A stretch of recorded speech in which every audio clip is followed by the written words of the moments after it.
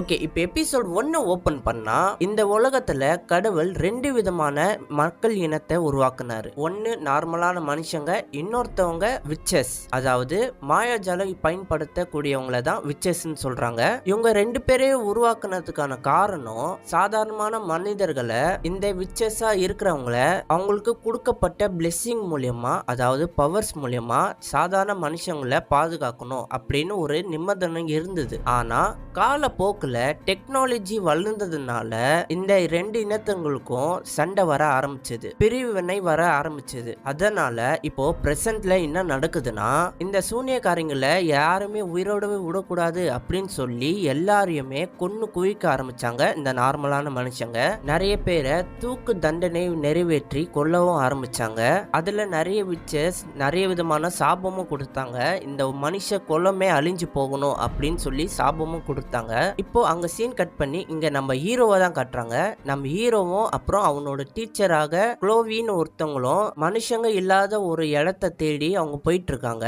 எதனாலனா இந்த குளோவி இருக்கிறாங்கல்ல, நம்ம ஹீரோட டீச்சர், அவங்க ஒரு விச்சு. அதனால அவங்களோட உயிரை பாதுகாக்கிறதுக்காக நம்ம ஹீரோவும் அப்புறம் அந்த குளோவி டீச்சரும் ஏதாவது ஒரு நல்ல இடம் கிடைக்குமா, ஏதாவது மனுஷங்க இல்லாத இடத்த இருந்தா நம்ம அங்க போய் தங்கிக்கலாம், அங்க நம்ம சந்தோஷமா வாழலாம் அப்படின்னு சொல்லி தேடிட்டு போயிட்டு இருப்பாங்க.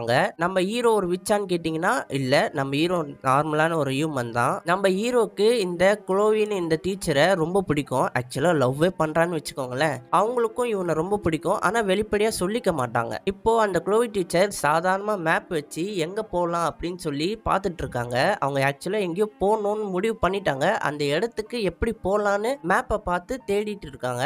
ஆனா நம்ம ஹீரோ என்ன பண்றான்னா, அவன் கையில இருக்கிற ஸ்மார்ட் போன் வச்சு ஜிபிஎஸ் மூலியமா எப்படி போகலாம் அப்படின்னு சொல்லி ஈஸியா பார்த்துட்டு இருப்பான். இதை பார்த்து அந்த குளோவி டீச்சர் செம்மையா டென்ஷன் ஆகுறாங்க. டேய், அந்த டெக்னாலஜி எல்லாம் நம்பாதடா, அதனால தான் இவ்வளோ பிரச்சனை அப்படின்னு சொல்லி பயங்கரமா டென்ஷனே கத்திட்டு இருப்பாங்க.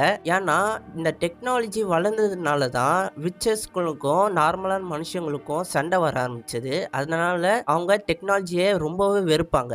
இப்படியே இவங்க சந்தோஷமா பேசிட்டு இருக்கும் போது சடனா இந்த குளோவிய கண்டுபிடிச்சி நிறைய பேர் வர ஆரம்பிச்சிருவாங்க. அதாவது அவங்க காட்ஸ்ன்னு வச்சுக்கலாம். அந்த காட்ஸ்ல இருக்கிறவங்க எல்லாருமே நம்ம ஹீரோவும் அப்புறம் அந்த குளோவி டீச்சரும் கண்டுபிடிச்சு அட்டாக் பண்றதுக்காக வர ஆரம்பிப்பாங்க.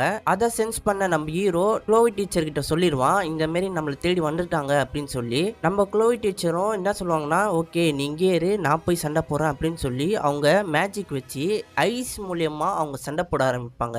அவங்களோட பவர் ஐஸ்.